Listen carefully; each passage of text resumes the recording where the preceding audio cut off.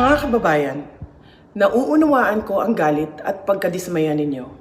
Nauunawaan ko ang galit ng taong bayan sapagkat sa nakalipas na ilang buwan, bago pa man sumabog ang issue sa flood control, madalas na akong nakikipag-usap at nakikinig sa mga hinaing ng ating mga kababayang overseas Filipinos ukol sa transparency, accountability, peace, at security.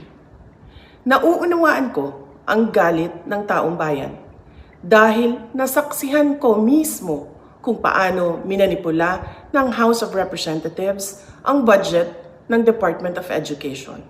Sa halip na sundin ang listahan ng DepEd upang matugunan ang malalang kakulangan sa classrooms, misulang ginawang pork barrel ang pondong nakalaan para sa kabataang Pilipino at pinaghati-hatian ng mga kongresistang malapit sa mga makapangyarihan. Pinili kong huwag sumali sa panggagago sa taong bayan. Sa aking pagbitiw bilang kalihim ng DepEd, ininda ko ang kaliwat kanan na atake kasama na ang impeachment para lamang mapagtakpan nila ang katiwalian sa 2025 budget.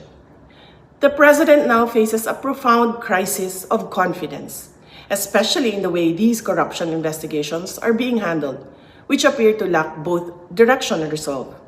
We also seek clear answers on how a budget that deprived Filipinos of billions and billions of pesos was approved under his watch.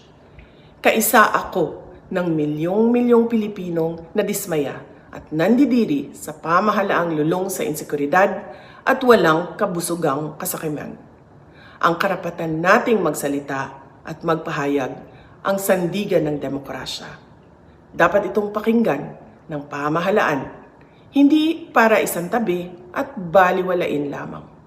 We Filipinos deserve better. Shukran.